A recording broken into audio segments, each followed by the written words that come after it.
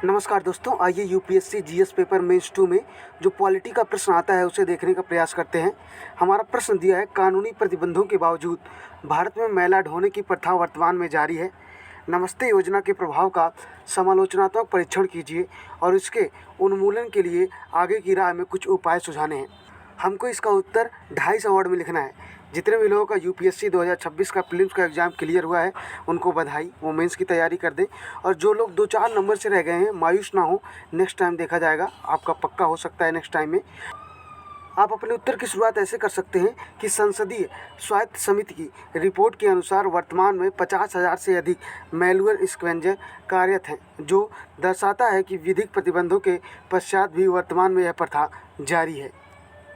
अब नमस्ते योजना का उद्देश्य क्या है, इसके बारे में हम लिखेंगे, क्योंकि प्रश्न में यही पूछा था। देखिए, सामाजिक न्याय मंत्रालय द्वारा हाथ से मैला ढोने वालों के कल्याण व उनके पुनर्वास से संबंधित है ये, जिसके प्रावधान निम्नानुसार है। पहला पॉइंट आप लिख सकते हैं, हाथ से मैला ढोने वाले व्यक्तियों की पहचान करना व उन्हें पुनर्निर्वासित करना। दूसरा पॉइंट आप लिख सकते हैं, मैनुअल स्क्वेंजिंग के विरुद्ध एकीकृत समग्र दृष्टिकोण अपनाना। तीसरा पॉइंट आप लिख सकते हैं, तकनीकी प्रयोग द्वारा मैनुअल स्क्वेंजिंग को सीमित करना। चौथा पॉइंट आप लिख सकते हैं, सामुदायिक सहयोग पर बल देना। पांचवा आप लिख सकते हैं, बेहतर नीति क्रियान्वयन सुनिश्चित करना। और छठा लिख सकते हैं, नमस्ते योजना क्रियान्वयन के लिए तकनीकी एकीकरण को सुनिश्चित करना, क्योंकि बिना तकनीकी के ये कार्य संभव नहीं है। उतर कर ही साफ करना पड़ेगा अगर आपके पास कोई तकनीकी नहीं है, रोबोट जैसी सुविधाएँ नहीं हैं। अगला पॉइंट आप लिख सकते हैं, अभी भी मैनुअल स्क्वेंजिंग के बने रहने के कारण क्या है। इसमें 4-5 पॉइंट लिखेंगे। पहला पॉइंट आप लिख सकते हैं, यह केवल आर्थिक चुनौती नहीं है, उपकरण फॉर एग्जांपल पीपीई किट न होने की सुविधा, अपितु एक सामाजिक चुनौती भी है। ठीक है, जैसे कि अधिकांश मैला ढोने वाले का कार्य एक सीमित वर्ग से जुड़ा हुआ होता है, आप देखते होंगे।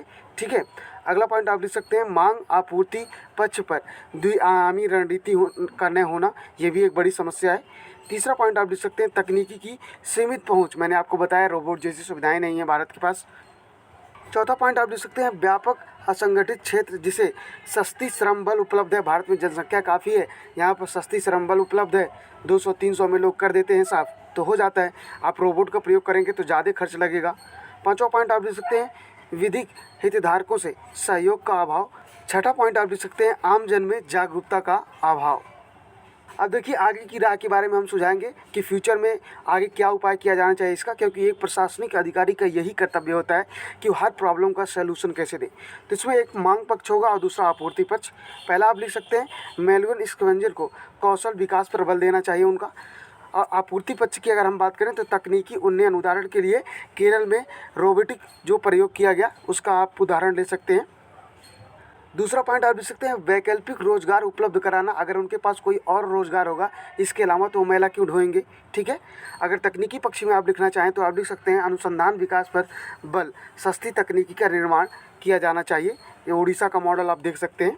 ठीक है, इसमें तीसरा पॉइंट आप लिख सकते हैं कि विशिष्ट वर्ग को सशक्तिकरण करना, उदाहरण के लिए अनुसूचित जनजाति को और ज़्यादा उन्हें एजुकेशन देना ताकि वो भी कुछ अच्छा कर सकें मैला ढोने के अलावा। ठीक है, चौथा पॉइंट आप लिख सकते हैं, आमजन में जागरूकता को बढ़ाना होगा। तकनीकी पक्ष में आप तीसरा पॉइंट लिख सकते हैं, पब्लिक फंडिंग द्वारा वित्त समस्या का समाधान।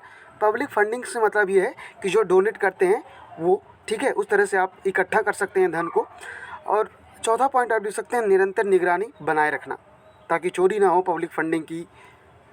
अब इतना सब लिखने के बाद आप अपने उत्तर का अंत ऐसे कर सकते हैं कि मैनुअल स्क्वेंजिंग न केवल विधि विरुद्ध अपितु मानवता के विरुद्ध भी है, जिसे जड़ से समाप्त करने के लिए तकनीकी उन्नयन, प्रभावी क्रियान्वयन, जन सहभागिता जैसे बहुआयामी नीतियों पर अपनाई जानी चाहिए।